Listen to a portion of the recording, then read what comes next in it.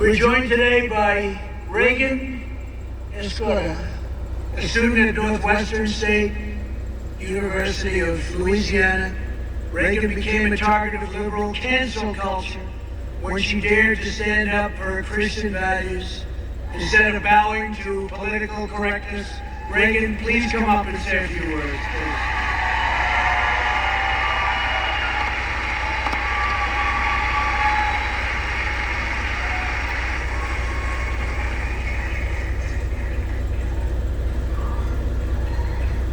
Well, thank you, Mr. President, for being here today with all of us and for inviting me up here to tell of my experience with cancel culture. My name is Reagan Escoda. I graduated from Northwestern State University of Louisiana in 2019, and I started my first job at a small private insurance company in Louisiana. A few weeks ago, amidst all this chaos that we're seeing with the Black Lives Matter movement, I made a video on my Instagram, and I talked about how disappointed I am in the church's reaction to the Black Lives Matter movement. I've seen pastors call for white congregants to kneel and to apologize for the skin that God gave them.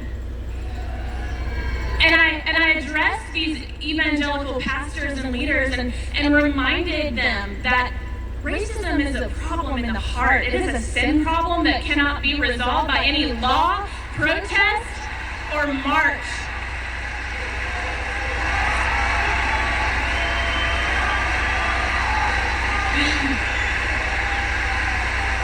And so, of course, my leftist followers didn't appreciate this message at all. I had my name blasted all over social media, and people told me, I'm ashamed to have ever called you my friend. I've lost all respect for you.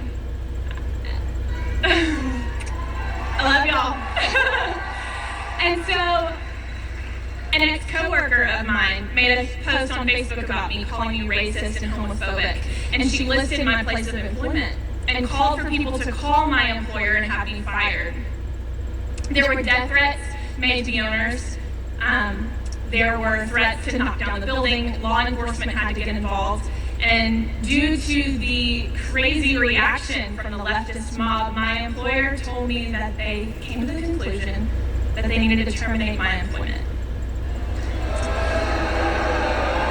But here's the thing. Losing my job is a small price to pay when God's name is being glorified. And He will always make His name known.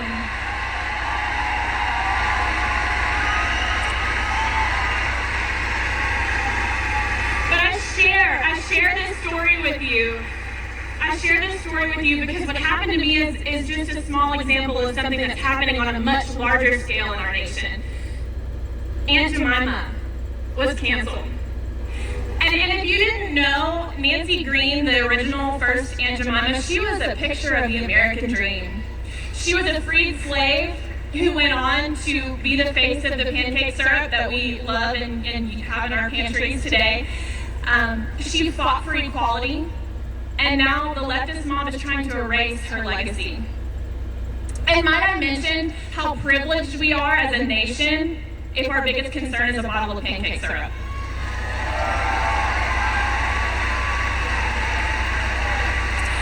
And more recently, we're seeing a call for statues of Jesus Christ to be torn down. And now, I'm a little confused here because last week Jesus was a social justice warrior and this week he's the face of white supremacy. And Jimmy Kimmel has been calling our president racist for years, and it turns out he's a racist.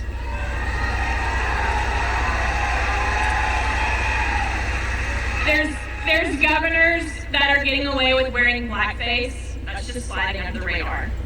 So I want to encourage you all to stand firm in your beliefs.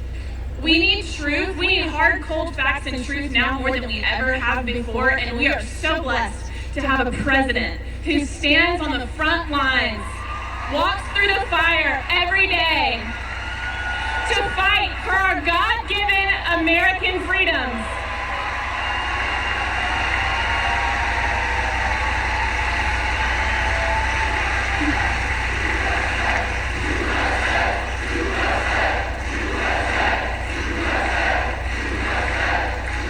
Do not apologize to the mob. And thank you, President Trump, for never apologizing to the mob, for always standing firm, for being here for the American people, and for fighting for our best interests, because you are the change that we need to see in America. Thank you.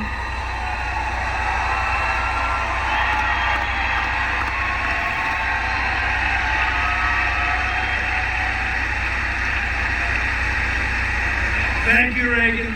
That was beautiful.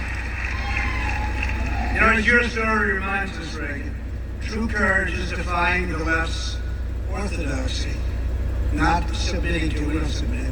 Nobody should be submitting, because we're winning and we're going to win, but you don't submit. The fake news